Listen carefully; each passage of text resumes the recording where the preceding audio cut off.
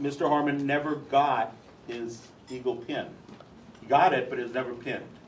So we are actually going to go, ooh, and sort of go back to time now. He's going to step in here and actually get pinned. 67 years late, but something like that. Yeah. 42 is when I got it, as I say, when my parents got it. They went to the Court of Honor. Fortunately, you're an Eagle officially at your board of review. You don't have to say you've ever been an Eagle. He has been an avid hiker. He learned to love hiking in Troop 33, and has since then hiked the entire Appalachian Trail, and has been an officer of the Appalachian Trail Club, and hiked many of it over and over again with his family. And close your eyes for a minute and let's go back 73 years to 1930 September. It's September 1937. And a rather frightened little 12-year-old boy, because he had to be 12 then, not 11, goes in the side door of the Presbyterian church there on the Maple Avenue. He's never been to that church before because he goes to church down, so he doesn't know anybody there. And little Henry Harman, because I picked up the Hank later, goes in and says that he's interested in becoming a Boy Scout. And that's the beginning of the story. Try not to make it just too long. One of my favorite Plugger cartoons is called Phrases That Pluggers Most Hate to Hear. And one of them is Plugger sitting beside a speaker, and the speaker starts out and says, "I will be brief." Well, in those days, our meeting place was probably only about a third of the size of this, and which I guess, well, one of the things sort of limited the size of the troop. We would usually have 6 patrols, and they would sit one behind the other, and I think we couldn't squeeze more than 7 boys in the space, so that meant that the patrols didn't get more than 7. Anyway, one interesting thing there, and I guess one of the things that made me most apprehensive, is about 2/3 of our boys then went to the Presbyterian church, the Sunday school, so I didn't know anybody. And in fact, talking about diversity, one of my best friends was our first Roman Catholic. So, you all come a long way.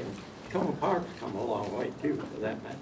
One thing that we were fortunate was Takoma Park then, and maybe a lot of the folks were scientists who worked for the Department of Interior or Agriculture. Some of them worked out at Beltsville, for example. So they made up most of our troop committee, and that was very helpful. For example, they make a lot of noise now, we Appalachian Trail people do, and scouts, about no impact camping. We practiced no impact camping in the 1930s. We'd go, in those days our tents didn't have floors, and we dig ditches around them, and we dig ditches good for our cooking and all. But we had to fill those all in, put the grass that we dug up back in, and our troop committeemen would come around and try to find where we camped. They weren't so, now impact camping is not all that new. Well, anyway, my first patrol was the Iroquois Patrol. And some of you guys can guess what we used to be called. It wasn't Iroquois. Anyway, later it became the Mohawks. And I brought along, among other things, my progress towards 2nd class and 3rd class scouts. it only took me until November of '37 to become second class, but then it took a whole year and a half to get to be first class. I remember my mother getting rather anxious about how long it took. And but then I got going. But I guess for me, the most important thing about being in Troop 33 was when I became a patrol leader of the Mohawk Patrol. Not only was I somewhat small physically to begin with, but I had been academically pretty smart. And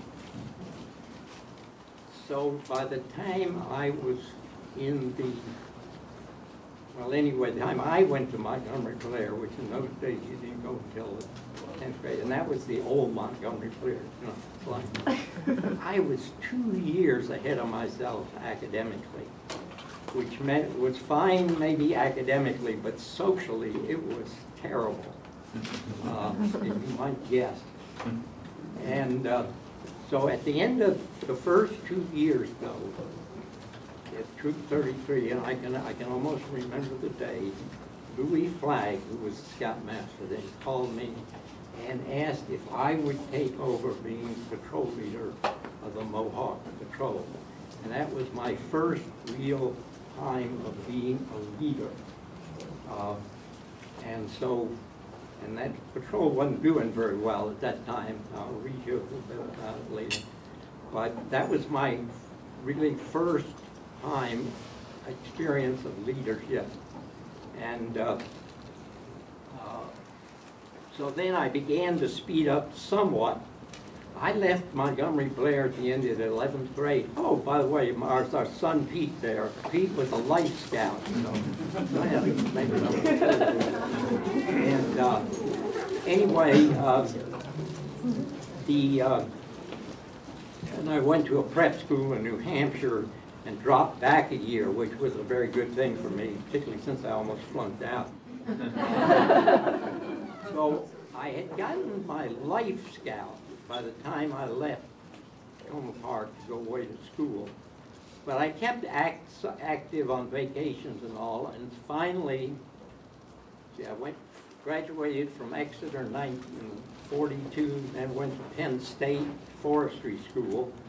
Yeah, one of my, I see some of you Eagles got forestry merit badges. That was one of my last merit badges, and I actually got it at the forestry school. So I was a freshman in college by the time I got to Eagle Scout. Okay, but being patrol leader not only gave me leadership, but it was my first also real experience in bonding. Those of us who went through World War II or service know what it means to bond. And the 6 of us guys, together with, I guess, whoever was senior patrol leader, really bonded. I still remember all their names.